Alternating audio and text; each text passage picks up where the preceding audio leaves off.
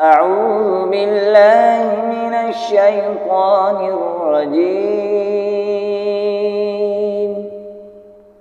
بسم الله الرحمن الرحيم. تبارك الذي نزل الفرقان على عبده ليكون للعالمين نذيرا. الذي له ملك السماوات والأرض ولم يتخذ ولدا ولم يكن له شريك في الملك وخلق كل شيء فقدره تقديرا. واتخذوا من دونه آلهة لا يخلقون شيئا وهم يخلقون ولا يملكون لأنفسهم ضرا ولا نفعا ولا يملكون موتا ولا حياة ولا نشورا. وقال الذين كفروا إن هذا إلا إفك افتراه وأعانه عليه قوم آخرون فقد جاءوا ظلما وزورا. وقالوا أساطير الأولين اكتتبها فهي تملى عليه بكرة وأصيلا. قل أنزله الذي يعلم السر في السماوات والأرض إنه كان غفورا رحيما.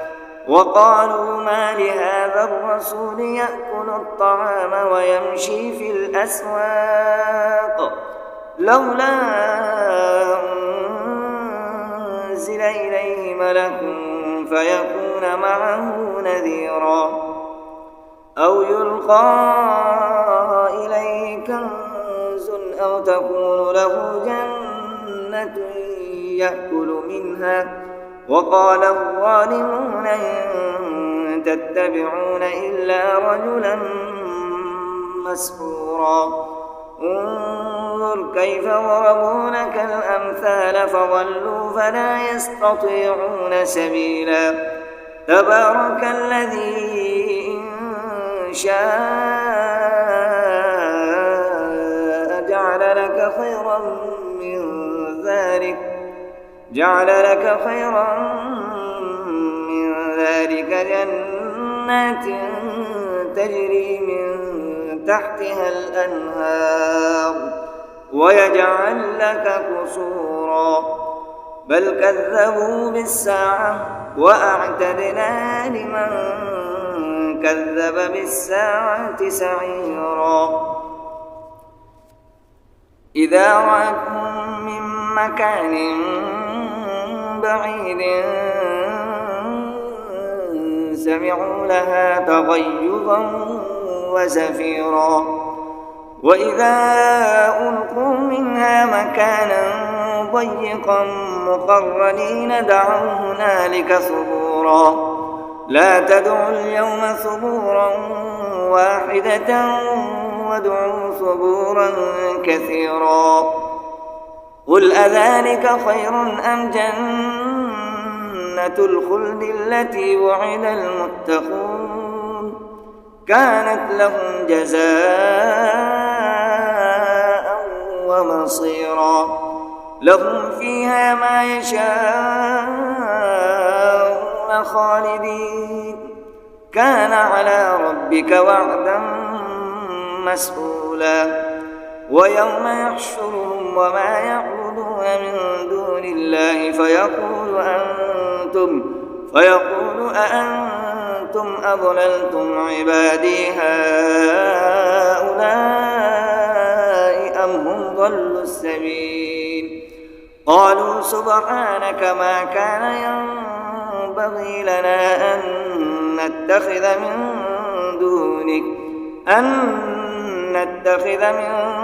دونك من أولياء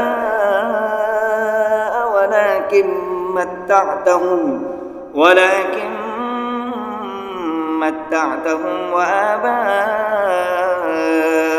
حتى نسوا الذكر وكانوا قوما بورا فقد كذبوكم بما تقولون فما تستطيعون صرفا ولا نصرا ومن يظلم منكم نذقه عذابا كبيرا وما أرسلنا قبلك من المرسلين إلا إنهم ليأكلون الطعام ويمشون في الأسواق وجعلنا بعضكم لبعض فتنة أتصبرون وكان ربك بصيرا